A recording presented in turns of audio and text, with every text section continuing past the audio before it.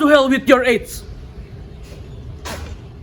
Kita punya kemauan, karena kita punya tekad, harus kita tunjukkan kepada hancur leburnya Amerika dan Inggris. Selama kekuasaan Amerika dan Inggris belum hancur lebur,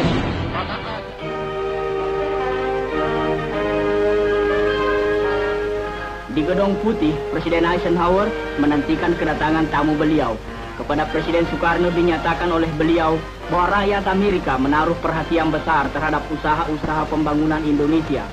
Dan beliau mengharapkan mudah-mudahan kunjungan kepala negara yang keenam besarnya di dunia ke Amerika ini akan memberi teladan yang bermanfaat. Halo Bray, balik lagi dengan tukang clipping yang kali ini akan menginformasikan kisah Soekarno. segenap kita punya tekad, harus kita tunjukkan kepada hancur leburnya dan Inggris belum hancur lebur, maka Asia dan Indonesia tidak bisa selamat.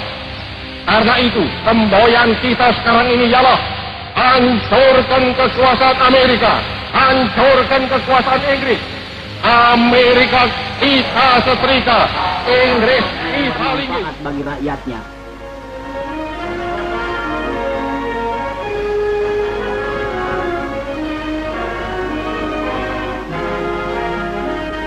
Kemudian Presiden Eisenhower berkenalan dengan Guntur dan selanjutnya menjamu tamu-tamu beliau untuk bersantap siang.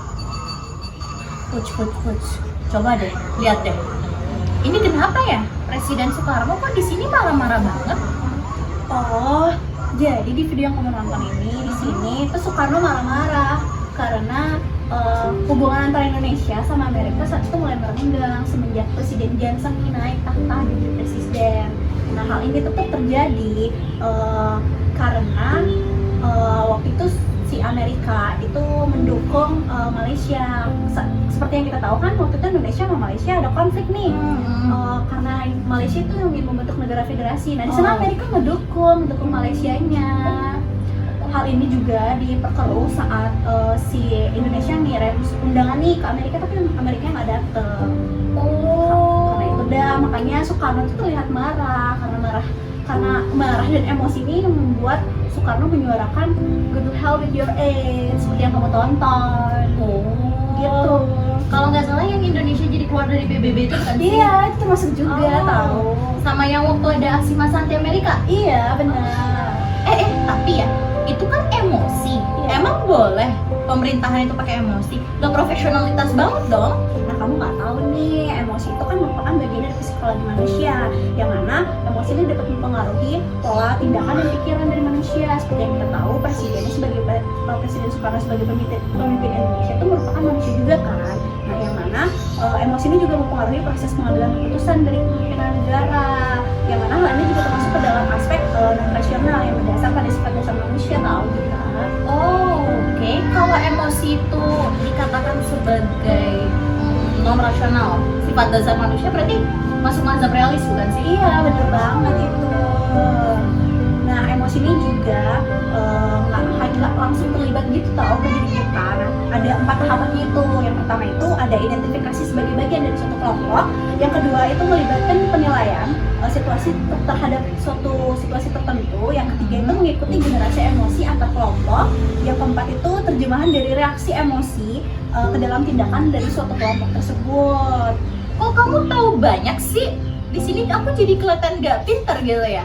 Aku nggak mau kelihatan gak pintar, Puj. Aku mau ngejelasin juga nih. Nah, kalau kalian berpikir tentang kenapa bisa pemerintah melibatkan emosi di dalam pemerintahannya, itu karena emosi itu sebenarnya memiliki kelebihan dan kekurangan loh teman-teman. Yang pertama, emosi itu bisa membantu kita mematangkan strategi untuk mengatasi ancaman baik dari dalam maupun dari luar. Lalu ada memberikan kemudahan dalam proses pendekatan saat akan membuat kesepakatan. Nah, lalu ada memudahkan dalam penafsiran teori dan juga mempermudah menjalankan tujuan dan kepentingan negara dalam membentuk suatu perjanjian dengan negara lain. Tapi di dalam kelebihan pasti ada kekurangannya teman-teman. Kalau emosi terlalu dominan nih, nanti kita bisa mendapatkan emosi-emosi yang negatif. Jadi adanya prasangka, habis itu kecurigaan, dan juga itu bisa menimbulkan konflik. Lalu emosi yang cenderung negatif itu bisa memunculkan kekhawatiran. Jadi kita selalu merasa khawatir nih, nggak aman, dan juga kita selalu merasa diancam. Dan Yang terakhir, last but not least, itu juga karena emosi itu kan bersifat tidak stabil. Jadi keputusan yang diciptakan itu bersifat not long term. Jadi dia itu bersifat sementara dan tidak bersifat berkesinambungan. Aduh, aku jadi belepotan nih gara-gara kamu kan. Nah, jadi gitu teman-teman. Itu dia penjelasan emosi dari aku buat aku ngejelasin sama siapa ya? Iya, aku udah tadi bingung. Kamu sama siapa? Pas di sini kita berdua aja. Oh iya. Aku tuh ngomong sama teman-teman di rumah, Puja. Oh. Kita kan lagi bikin video, gimana Iya. sih? Kita tutup dulu ya Iya, videonya. benar. Jadi sekian teman-teman video dari kita berdua. Sampai jumpa lagi nanti di lain video. Dadah.